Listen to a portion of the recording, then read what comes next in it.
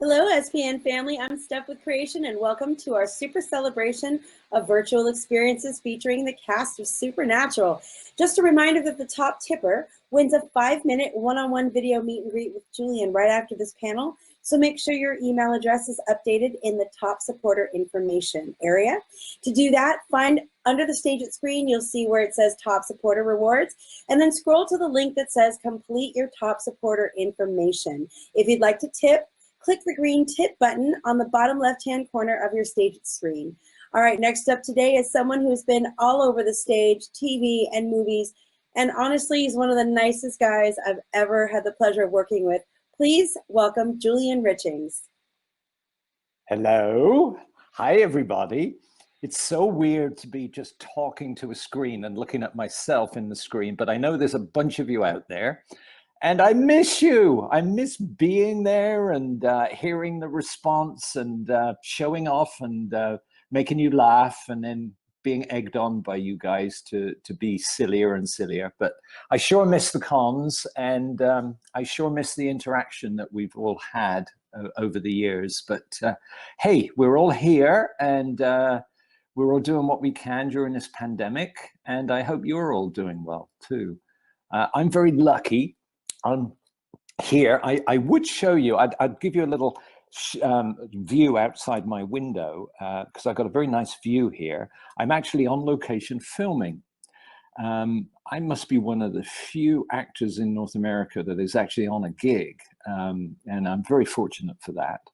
I'm in Halifax, Nova Scotia, and I'm in the maritime bubble. That's what it's been called anyway. So the maritime provinces in Canada have all grouped together, and they've established their own COVID protocols. And they're very strict. And it means that if you're going to come here, you have to quarantine for 2 weeks, even if you've come from Canada. So I flew from Toronto to Halifax, both cities in Canada. And then I had to quarantine for 2 weeks before I could even walk out the door. And then I went to wardrobe, and I went to makeup sessions, and I did screen tests and stuff. And then I started shooting, and I've been shooting now for, I guess, a couple of months.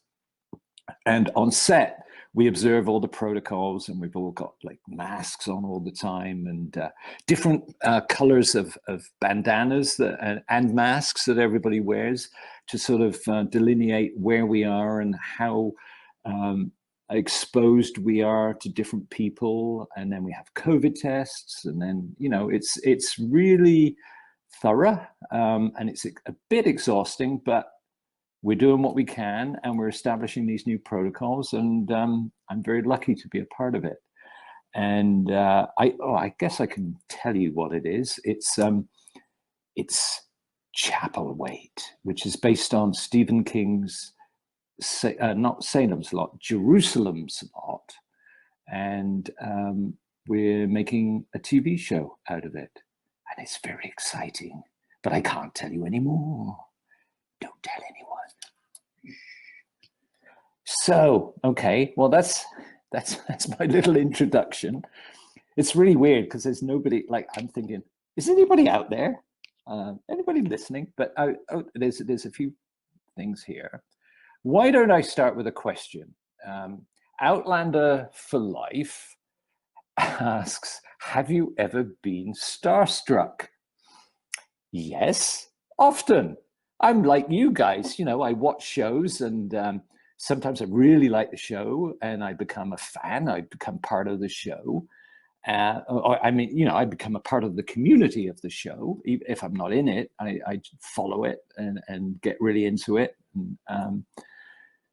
And also as an actor, I obviously get to meet a lot of celebrities. And I've been fortunate to have met a lot over the years, because I play characters, and I'll often be in a scene in a feature film where, for instance, like X-Men 3, I'm not in it much, but I'm in with Sir Ian McKellen, and I'm doing this scene with him, and he's lovely. He's a sweetheart. So I really enjoyed that experience. I can't say that I was starstruck. I was just overwhelmingly impressed by his professionalism and his attitude, which was so down to earth. I loved working with him. So that wasn't kind of the starstruck experience. I think that really my few examples of being starstruck are kind of weird ones.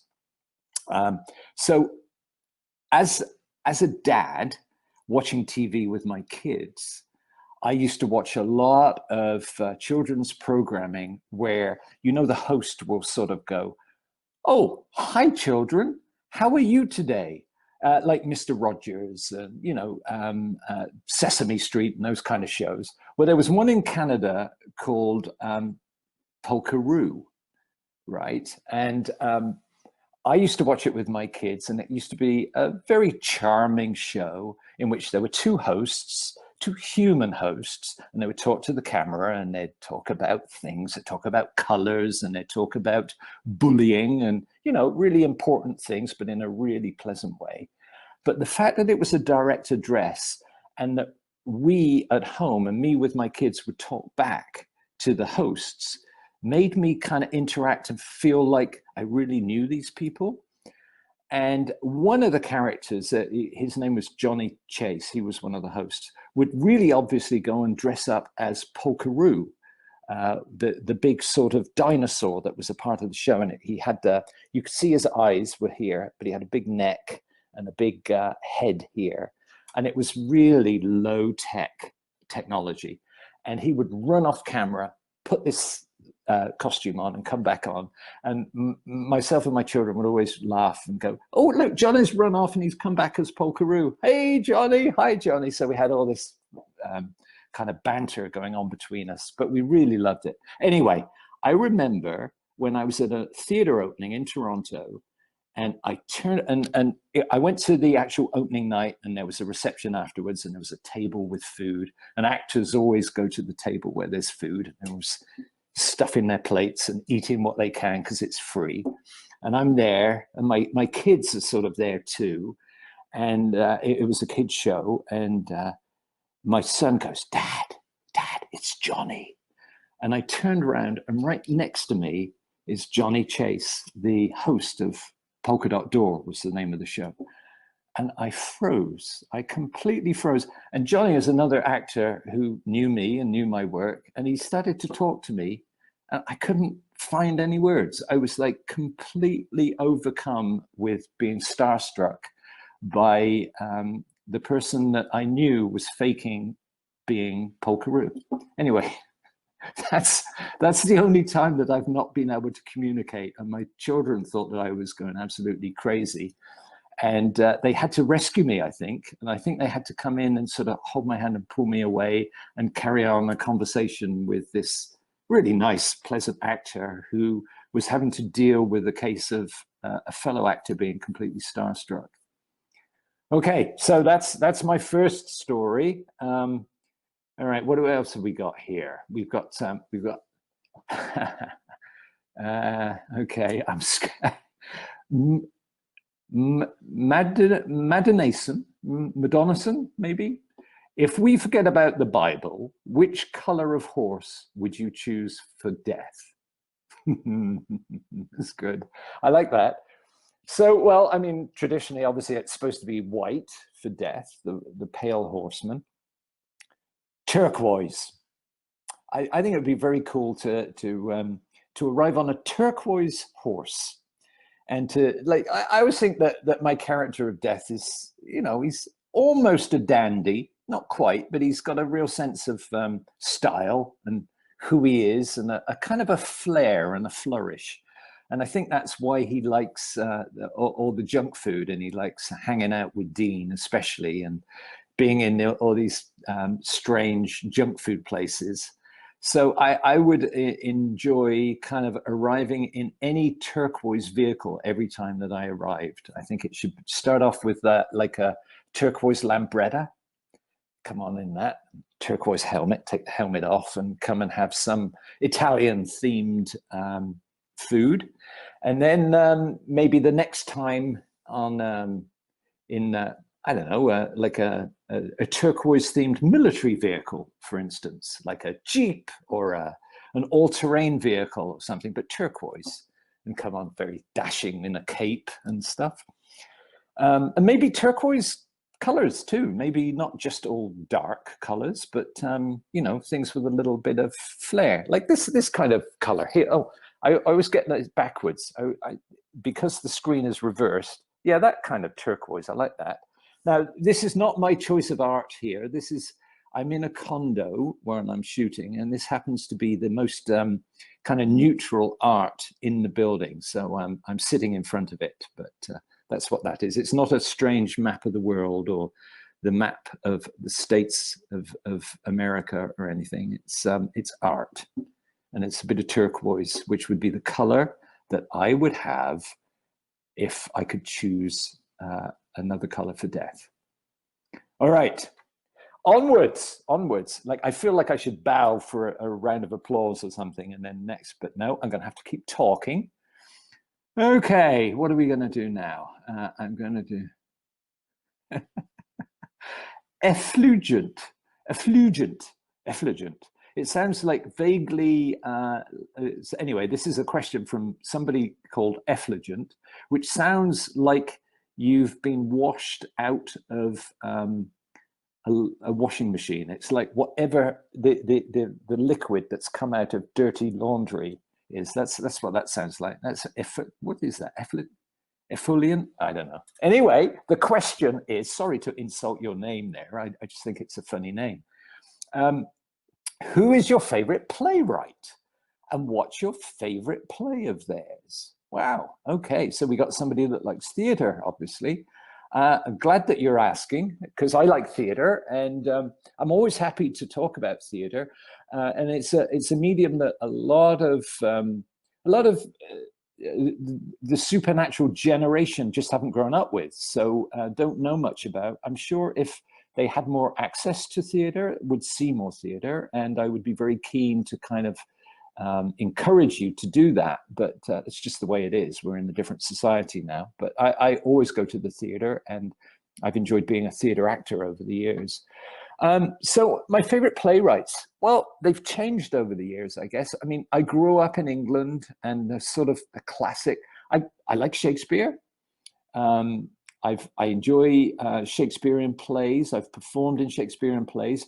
And actually, contrary to popular belief, Shakespeare isn't as boring as it's made out to be, especially in the school system, in which Shakespeare often isn't taught very well. It's actually incredibly big, exciting, dramatic storylines that, if approached imaginatively, really are great to watch. And you don't have to worry about not understanding every single line. You just get the rhythm and the flow of the music of the piece. So I love Shakespeare. I particularly like King Lear. I think it's one of the greatest plays ever. And often you see versions of King Lear, which is about a father who's getting old and hands over his kingdom to his 3 daughters. And he makes a terrible mistake, and he doesn't realize that the one daughter who refuses to flatter him is the daughter that really loves him. And the other 2 daughters that flatter him, he gives his kingdom away to them, and it has catastrophic results. I think it's a fantastic play. And it's really kind of, it has contemporary relevance too. It hasn't dated. And you see versions of it in many movies that we see, many stories, many subsequent plays. So that's the basis of one of my favorite kinds of stories, about fathers and children, and the father's rage and madness at the honesty of their children. I've just done a film called Anything for Jackson. I'm doing a bit of a plug here, and it's just coming out on Super Channel in the US. And it's got a similar theme in some ways, but it's about grandparents, and it's about grandparents' misplaced love, and making mistakes, and those mistakes literally coming back to haunt them. And so there you go. That's one. Other playwrights that I've really enjoyed, Harold Pinter. I've enjoyed his screenplays. I've enjoyed his, especially his early plays in like in the 60s and 70s, things like The Dumbwaiter, The Caretaker. I really like those. And being a Canadian actor over the last 30 years, I've really enjoyed Canadian playwrights. One in particular, her name is Judith Thompson. She writes a particularly interesting universe, and characters that are city dwellers that are often feeling misplaced, but they write in a heightened poetic form, almost Shakespearean, and I really like her work. Anyway, I think I should probably move on, but thanks for asking a theatre question, because it's something that we don't often get to do now, because most of us are completely dependent on screens. Okay, here we got a nice one. Furfer, I guess Furfer, F-E-R-F-E-R. What is your favorite time of day? Well, do you know, I don't know if I have a favorite time. I think it depends on the season. I love being in Canada. I love living in Canada because we have 4 seasons. And so there are different times of the day that are amazing according to the season. So in the fall, we're just getting towards the end of the fall now in Canada. It's kind of getting dark. But late afternoon and evening in the fall, with the golden sunset, is an amazing time of day. And it reminds me of Terrence Malick movies. I don't know if you guys are familiar with them, but I really like Terrence Malick. Right from his first film, Badlands, with Martin Sheen and Sissy Spacek, I love all his films, and they're all very visual, and a lot of them take place in what we call the golden hour or the magic hour, which is the final hour of sunlight, which is so beautiful for filming. And The Tree of Life, for instance, I think it's almost entirely shot in the last 2 hours of daylight in Texas. Very different kind of daylight than it is on the east coast of Canada, but still very, very beautiful.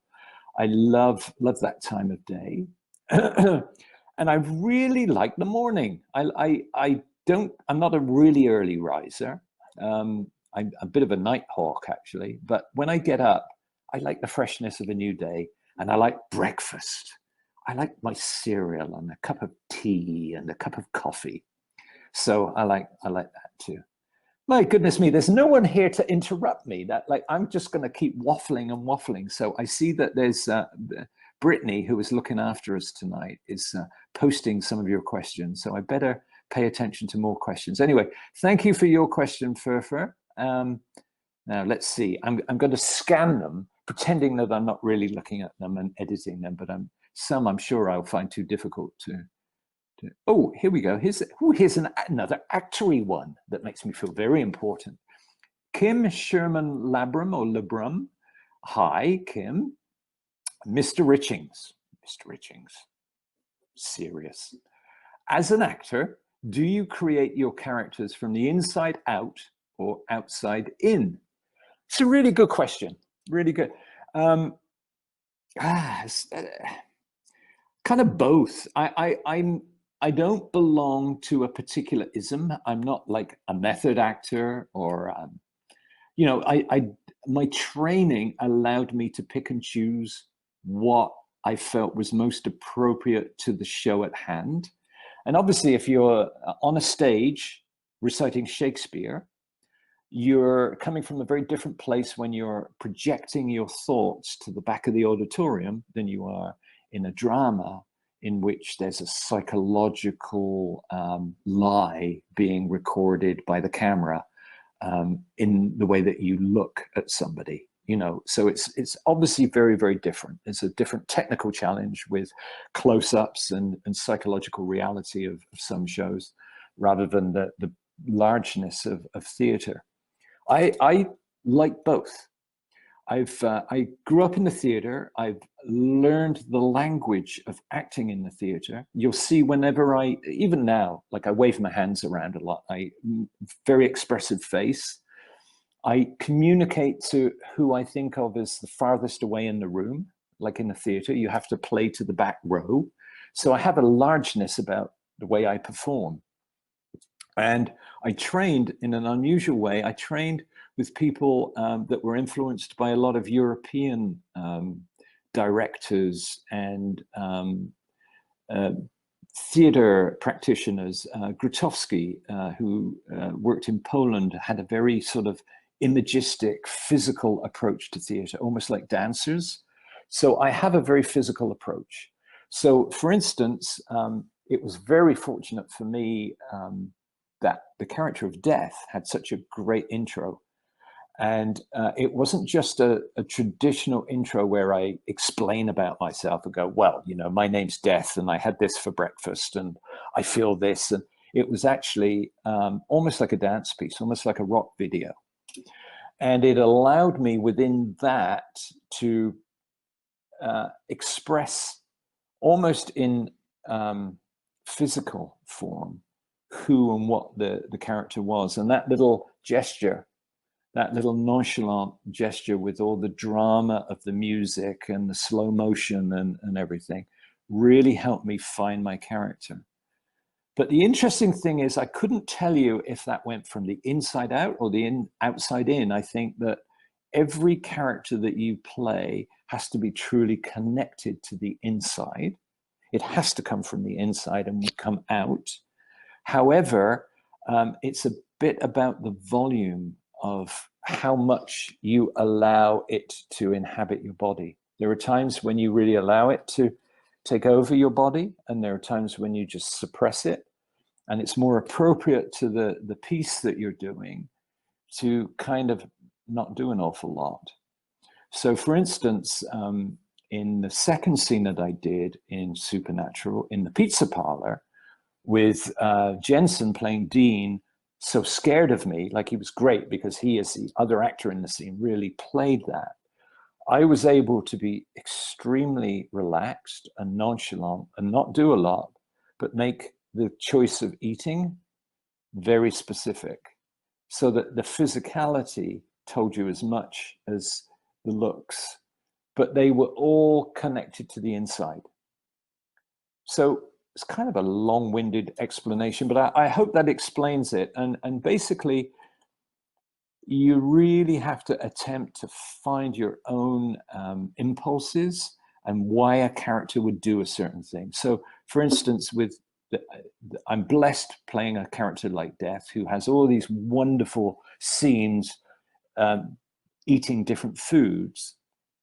My challenge is to make sure that I approach each one not the same, that each one is different. Each one is, oh, pickle chips, or a hamburger, or, you know, like there is a new reason, there's a new reality. It's not just doing the same thing over and over again. There's a new purpose to the fact that Dean has asked me to try this food and ask me a particular question, because we're in a different episode with a different story. So those thoughts and those impulses have to come from inside. All right, I think I've chatted on enough about my actor's process, which always sounds very highfalutin when I say them out loud. Like, these are things, and I'm sure it's with most people, you know, if you ride horses, or you knit, or you do anything that requires a particular skill set, I'm sure that once you start to talk about them, sometimes you talk about them and go, oh my goodness me, it sounds like really pretentious, but they're good to talk about, and I enjoy talking about them from time to time. All right. Oh my, it's another similar one. Heba152. Hi, I guess Heba's your name. Hi, Heba. Hey, Julian, how are you? What was the most challenging character you had to play? Lots of love from Morocco. Wow. Hi, my daughter was in Morocco, and she, just before COVID hit, and she actually got the last plane out of Morocco back to Canada before the airlines all shut down. So we had an anxious 2 or 3 days thinking, is she going to get out, or is she going to be in quarantine in Morocco before she actually gets to get home? Anyway, she had her honeymoon in Morocco. So it's got a very special place in my heart. I've never been there, unfortunately, but I would love to go. Anyway, Heba, most challenging character. You know, I don't know if there's a challenging character. Sometimes there's challenging circumstances. I kind of approach all characters where, you know, they like playing death, for instance, is very specific. And of course, it requires an approach that recognizes the seriousness of playing a Grim Reaper. Like, you can't just be flippant about it. You got to invest, you know, it's about death. So you can't just be kind of like, whatever about playing a character like that. So you certainly have to find a particular gravity, but I don't find that difficult. You know, playing a character with gravity or seriousness, or a character that gets angry, or a character that cries, or any human emotion. I like to think that I'm in touch with all different human emotions. That's my job as an actor, is to have access to those different emotions and to be able to find them when it's required in a particular scene. And so often people will say, "Oh my goodness, that must have been challenging for you." But sometimes, I guess, but I just, I'm emotionally connected. So I just binged there. Sorry, something went off on my thing. I'm just going to close it. There we go. So I guess, I guess in some ways, when there's a lack of clear motivation or a dramatic arc, sometimes that's much more difficult when you're having to maintain a balance and an engagement and be interesting to an audience, but not necessarily walking in and stealing the scene and going, you know, like that. I mean, that's very easy, but it's if you're maintaining your presence, and the audience is watching you and going, "Oh, that person, that's an important person. I'm watching that person closely, but they're not giving out too many signals yet. I must keep watching them." That sometimes is the most challenging kind of thing, because you can't impose too much on a show. So I approach roles very much according to what I'm asked to. Asked to do by the script. I see myself really as a specialist that comes in and does like hundreds and hundreds of different roles, but I do them according to how the production wants me to do them. And I come in and I introduce a primary color into something that is already really clear about itself. Like with the boys are really clear about who they are and what they do, and you know, their role in the supernatural universe. It's my job to come in and sort of give them something really strong to react against and take the story further.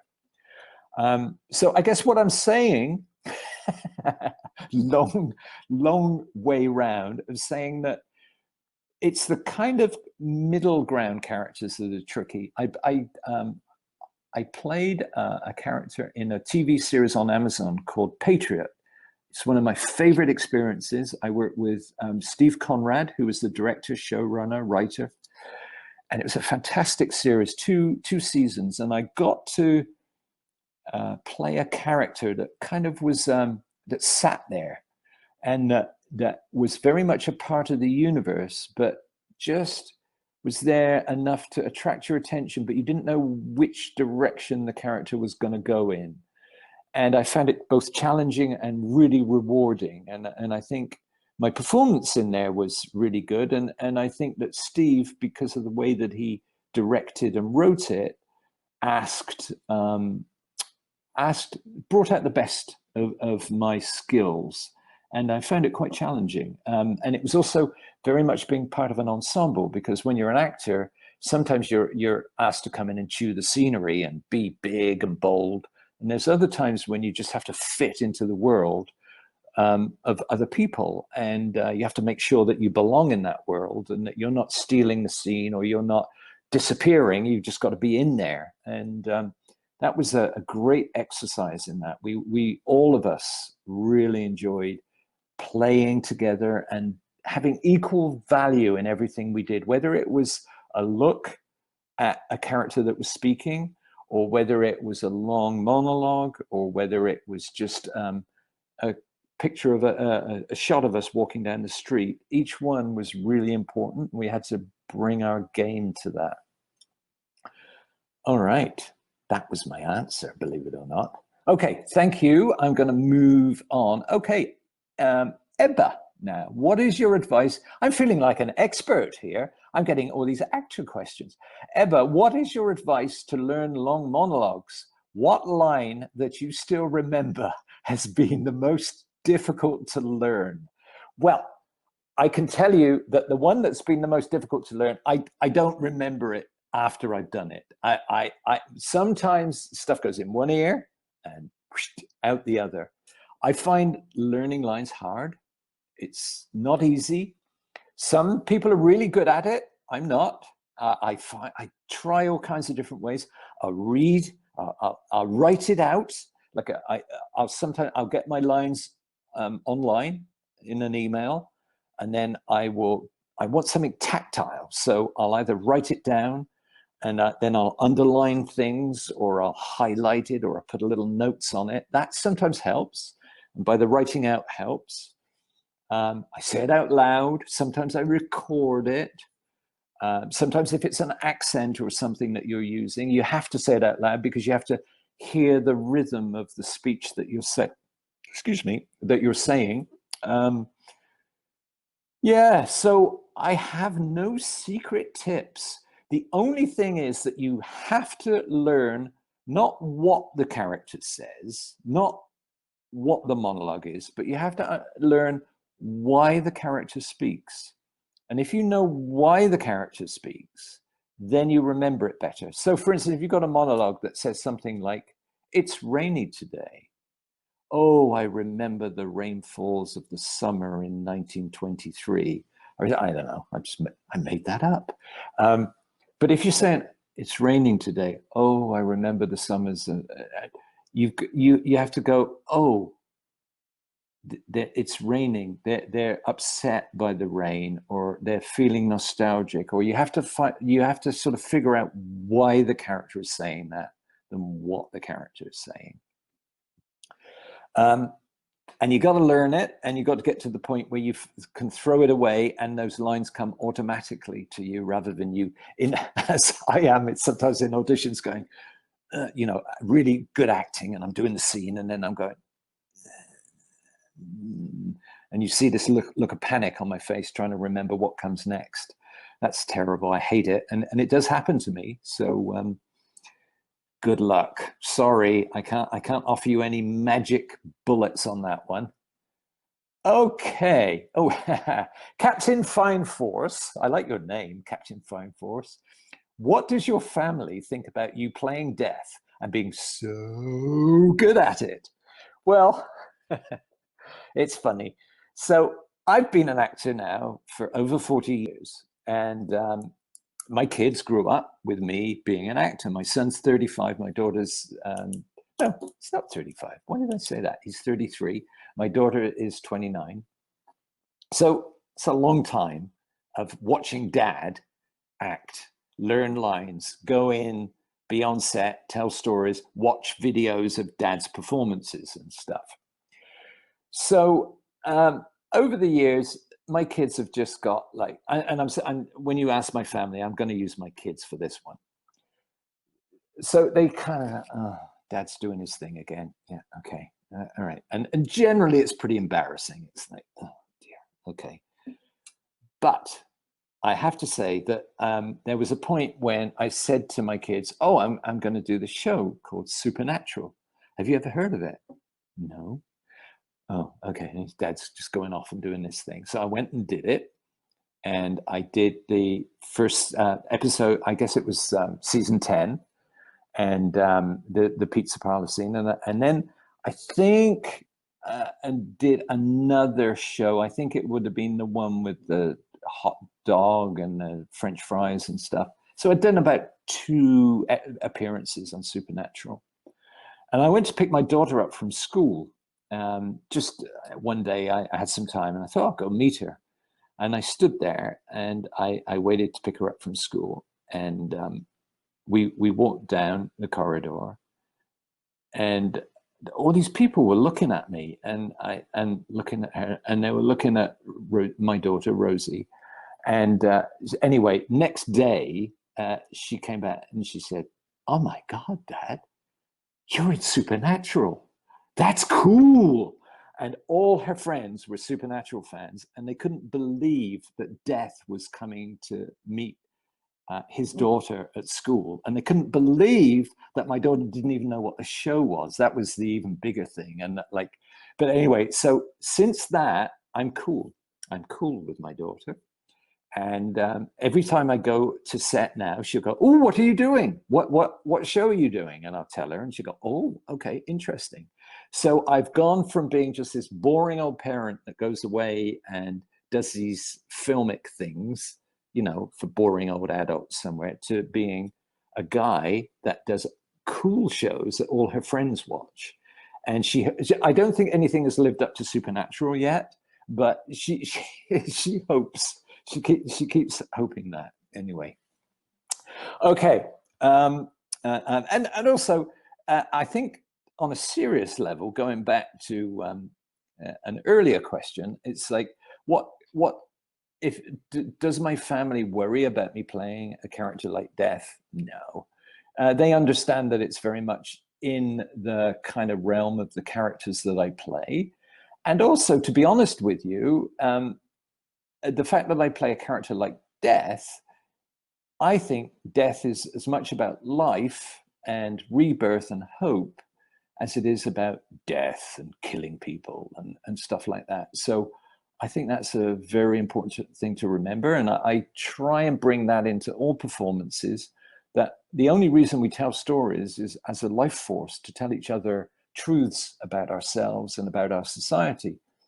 And in those stories, we need characters that are good and bad and scary and heroic and all these different things, but they are role models. And I think all the characters that I play in some way or another are somebody's role model. Oh, that guy's scary, but he gave the soul back and he did this deal, and they're more complicated. So I try to bring a humanity to whatever I do. And then in that way also, people like my family aren't kind of creeped out and go, "Oh my God, you're all these psycho killer people."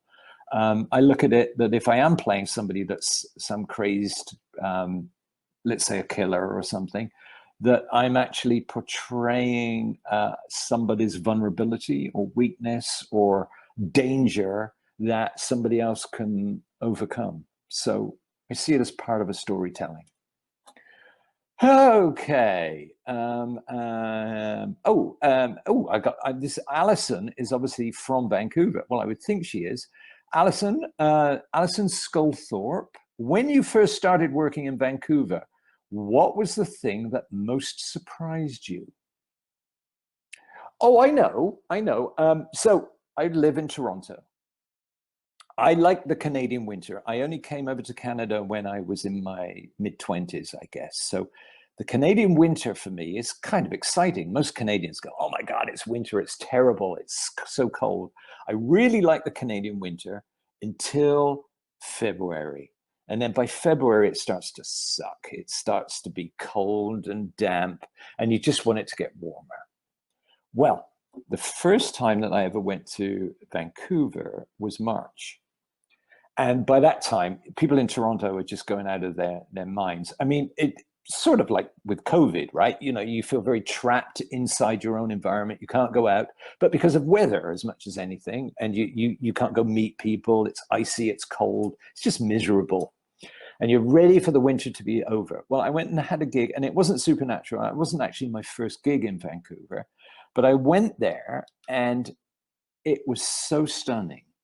And I sort of waved goodbye. I think I got on the plane with a parka on, and I went to Vancouver, and spring was there, and the blossoms were coming out, and it was just gorgeous. And I couldn't believe, I was so amazed to be living in a country that could have that contrast of weather, of environments. It was like, wow. What an amazing gift to be able to live here, and somewhere that embraces these extremes. And also, I was able to go back and gloat to all my Toronto friends and say, see, I didn't need my parka for, I don't know, 7 days or 10 days. I got a suntan, look, you know, and I actually did. I think I actually got sunburned because I was so aggressively soaking up the sun that was there. I went back to Toronto in the deep midwinter. Well, it felt like deep midwinter with sunburn. Yeah, and of course, the problem with that is you go back, once you've had the warmth, you go back to Toronto and it's even colder. It seems even worse. But then it doesn't last long. Once the spring comes in, you're okay. It's funny, being British and growing up in England, I'm really conscious of the extremes of environment here because in the UK, you could wear, it gets cold and it gets damp, but honestly, you could wear the same coat all year round. You'd have to, it gets hot in the summer, I know, but in Canada and much of the US too, you have to dress differently for each season. You just can't survive. And I like that. I like that idea.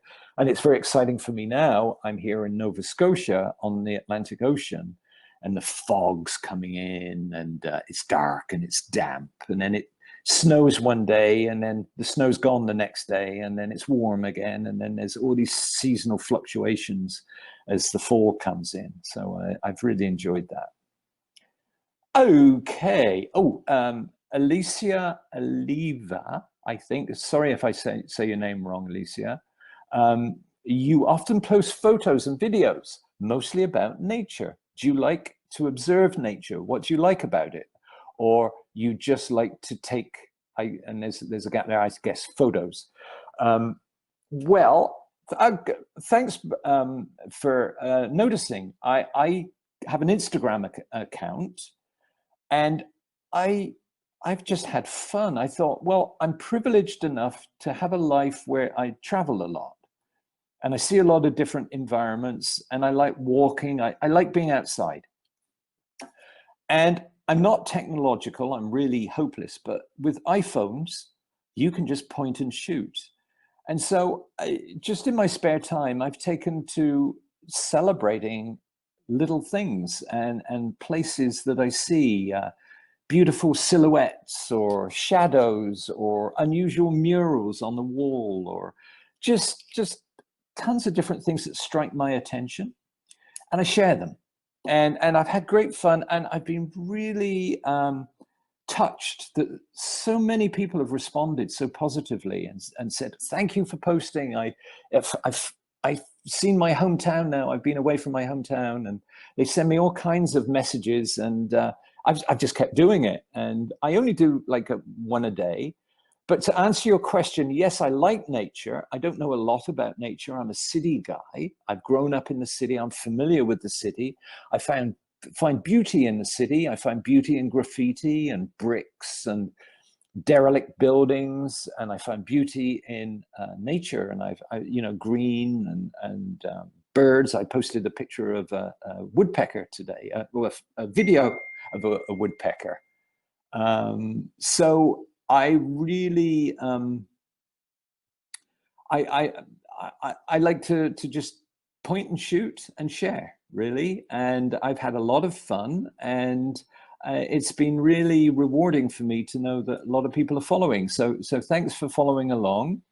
What do I like about nature? I think that whenever I'm even in a park, I breathe differently. Oh, I keep binging and bonging here. Sorry, guys. I can't fix it. It's just going to keep, and I'll try not to be distracted by that. Anyway, yeah, I even in a park, I get really satisfied by being surrounded by trees and greenery and being able to sort of put my breath into a different place. Sounds like a tree hugger, doesn't it? But I guess I am. I guess that I'm a city guy that actually loves plunking myself into different environments, and I just try and appreciate wherever I am. Okay, now I'm getting where am I? Shannon Shannon J says, Julian, if you could have dinner with anyone, alive or dead, who would it be? Oh my goodness me. Oh, I never know about this. I guess it would have to be somebody interesting. It would have to be. So I'm the middle child. I had two brothers, right? So meal times. So you're asking me about meals. Now I know your question is about, well, who do you think would be an interesting dinner party conversation? But the truth of the matter is that I think it would depend on, would they steal food from me? Like I grew up like the middle child. I think, and I have friends that are middle children and younger children too, where you eat covering your food like this, and then you just shovel it down, and you make sure that the hand doesn't come over and pick the food off your plate. And you also wait to see if they don't want anything, and you do the same to them. You know, it's an ongoing battle. So I think that would be a factor. So no matter how interesting that person was, I think that they would have to be slow at grabbing other people's food, or they would have to kind of not be aware that I was eyeing their plate. Like they would have to be too polite to even realize the subtext that was really going on in the meal. Because for me, meals are fuel. Like meals aren't sort of places where you sit and go, oh yes, well, what about the weather? Oh, the politics of the, you know, I mean, that does come up, but basically you're at the meal table and you eat. And it's the same with my choices of food too. It's a little bit like the character of Death, where they tend to be very, very practical, tasty, filling dishes, right? Like pizza or hamburgers. We're not talking about high cuisine of any type. So right away, I think that I've alienated most of the interesting guests that would ever come. So it would have to be, you know, it would have to be somebody that was, I don't know, who could it be? Who could it be that would be, that I could eat their food, and that would be polite and fairly interesting and not sort of like obnoxious so growing up, sport was always a big thing for me. I had pictures of soccer players all over my wall. English football in the 60s and 70s players. And I used to go and watch my local team, Oxford United. And I knew all of the team and the statistics and stuff. So there's a part of me that still follows that. And if anything, I always marvel at people that have, that are athletes, and how they have the discipline to train, and yet they also perform. They're like me, they are performers in public, but they also bring an incredible sense of discipline to that performance. So it would probably be with a sporting person. But the only problem with that is that if they were if they were an athlete, they're probably pretty good at stealing my food, and they could probably outmaneuver me, and they could probably out arm wrestle me. So I don't know, I'm a bit stuck here. So you can tell I haven't really given it any thought, because I don't really I don't think about meal times like that. So I hope this is an answer to your question, Shannon. It's a sort of a big, I don't really know. It's a big improvisational, who could it be? Who do I find interesting at the moment? I find lots of athletes, lots of soccer players really interesting.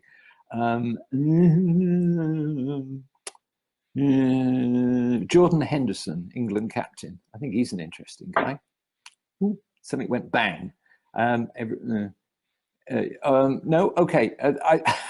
It might have been somebody throwing something at me because they don't like him or Liverpool or whatever. But okay, I'm going to scoot through. I think I'm still going here.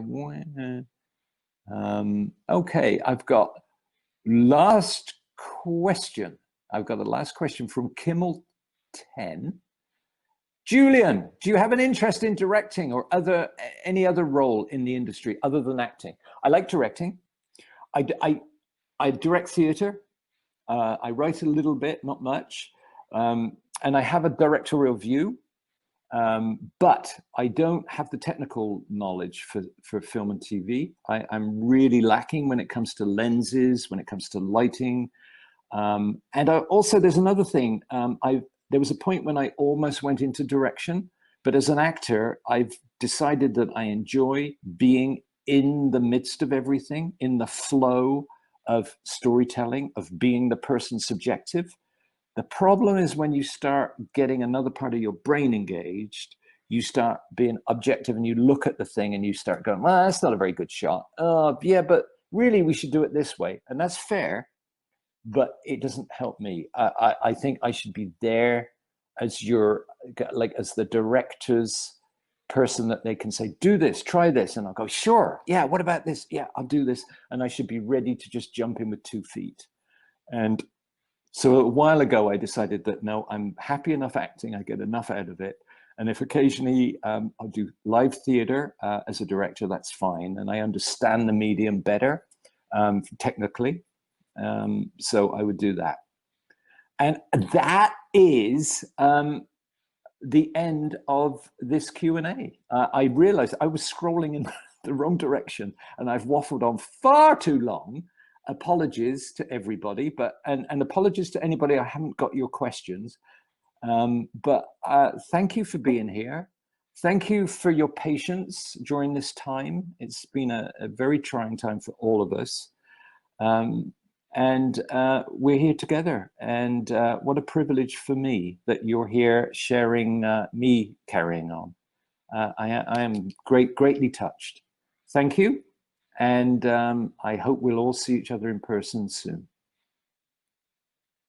Julian, thank you for being here with us today, and you can waffle on with us anytime. Good luck in Nova Scotia, and we can't wait to see you on the screen again. Okay, guys, tipping is now done, and we'll bring the results in just a few moments. But first, make sure you're signed up for our email list at creationent.com, and follow us on Facebook, Twitter, and Instagram at creationent for announcements that will be happening very soon. We do have some awesome stuff that's coming up that we haven't announced yet, so stay tuned. And our winner is Abby Road. Abby Road, last minute jumper. Abby Road, you are the winner of the 5-minute one-on-one video meet and greet with Julian that's happening. I believe we do have your email address, but hang out in this chat anyway, just in case we have any issues. All right, guys, we're going to be back, and we'll be back next week with more stuff, and we're going to be announcing next week, so we'll see you soon.